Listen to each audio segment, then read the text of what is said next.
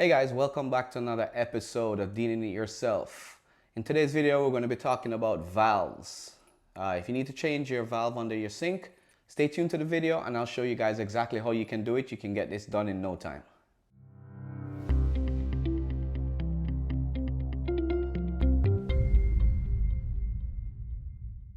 Alright, welcome back.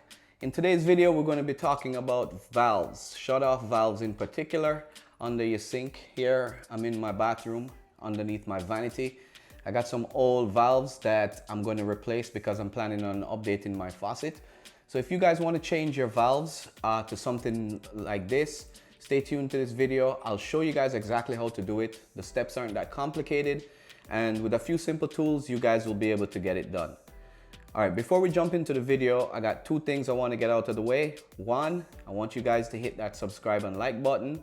I do notice that most of my subscribers are not the ones watching, so if you guys find this helpful, please hit that subscribe button and share the video with your friends. All right, the next thing we want to do is I'm going to talk to you a little bit about how the valve works and what you're going to expect when we get under the sink. Now, these valves are compression valves. What that means is there's a compression ring inside here. It looks something like this, that goes around the copper pipe inside, that goes around the copper pipe underneath your sink. So it basically is held in place by this nut. So the nut slides on, the ring slides in, this slides on your pipe, and basically all it does is it squeezes together along the copper pipe until the compression ring in here squeezes down and creates a water seal. That's it. Sounds easy, but I'm going to show you exactly how it works and how to do it. Now, the first thing we do before we start this, unfortunately, is we're going to have to shut off the main water supply to your house. So let everybody use the bathroom, flush all the toilets, and you're going to walk around your house and find where the main supply is. If you don't know where it is, it's typically located on one of the main pipes that's connected to the exterior of your house.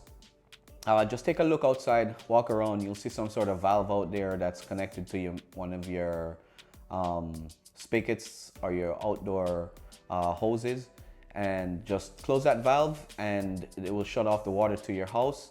And the next thing you want to do is you want to turn on the faucet by where you are going to be working. And if you're downstairs, or if you have a two-story house, turn on one of the pipes downstairs until all the water is drained out of the system. Once that's done, turn off the pipes and you're ready to start this project. All right, guys, let's jump into it and I'll show you the steps that it's going to take to get this done. Now, you may want to change your valve for many reasons. Maybe it's old and the one you have is leaking, or it's just not closing and you need to do some work on your faucet. So whatever the reason is, it doesn't really matter. The fact is you want to change it. And I like using these valves here. They are quarter turn valves, which means that, you just turn it a quarter of the way like this and it's locked. As you can see, I don't know if you can see in here, but it has a little valve in there that opens and closes every time you turn this thing. I like these. They're a lot more dependable. They don't go as bad as the old ones, the gate valves that you normally twist and twist and twist. So I like using these and they're pretty easy to put on. But whatever the reason is, it doesn't matter. Let's change them out.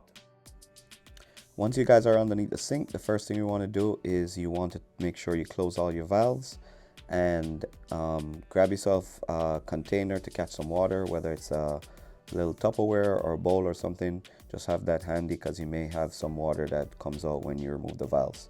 The next thing you want to do is you want to get two wrenches, whether it's two adjustable wrenches or channel lock or some sort of vice grip, and you're going to place it on either side of the valve.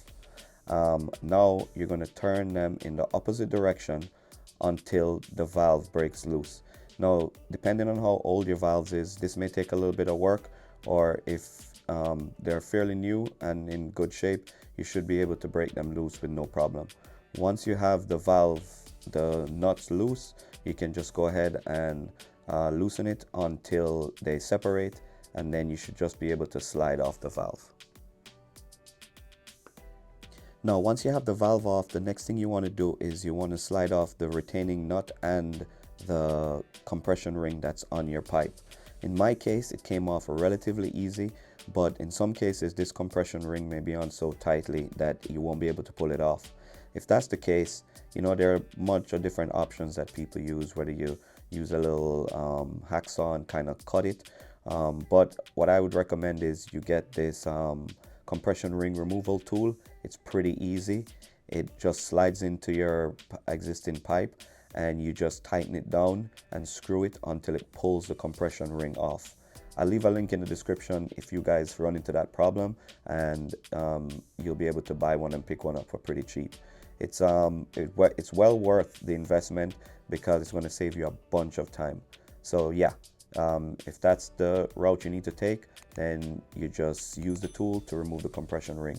Once the compression ring is removed, you're done with the next step. Now that we have the compression ring removed and our nut is removed, the next step is we're just going to have to clean our pipe. You can use some sandpaper or anything that cleaning cloth or something like that, just to clean up the pipe a little bit and remove any old residue, so that when you slide on your new compression ring, you'll be able to get a good water seal. Now here's a tip that I don't recommend, but a lot of people use it. If you can't get the compression ring off and you're in a bind, go ahead and use the old nut and the old compression ring and just slide on your new valve. In some cases this will work, and at least if you're in a pinch, it'll be able to work for the time being, and get your new valve in place so that you can operate your faucet like you would normally. Now, once you have the pipe clean and you have your new valve, all you got to do is slide on the retaining nut, slide on the compression ring, slide on your valve, hand tighten it just so that it starts to seal. And once you have it in place, you're going to repeat the steps that you did when you took it off. What you want to do is you want to hold one side steady with a wrench or a channel lock, and then use the other side to tighten it with an adjustable wrench. And all you're doing is you turn them in opposite directions until the nut tightens down on your copper pipe and you get a nice seal. And once you have a seal, once the nut is tight, then just give it another turn. Usually these things don't need to be over tightened. You just want it to get nice and snug. And once you have that done, you're pretty much done. The only thing you have left to do is connect your water hoses back to your valve and turn on your water and check for any leaks. Now, I like to leave a paper towel down on the base of the cabinet just in case there's a small leak that you don't see initially. At least you'll be able to catch it the next day because you'll have a damp paper towel. But once that's done, all you got to do is check for leaks, tighten up the nut, and you have completed the valve replacement. All right, welcome back. That wasn't too hard, guys. We got our valve changed. We replaced the old valves underneath our sink. And now with that done, I'll be able to tackle my next project, which is to replace my faucets.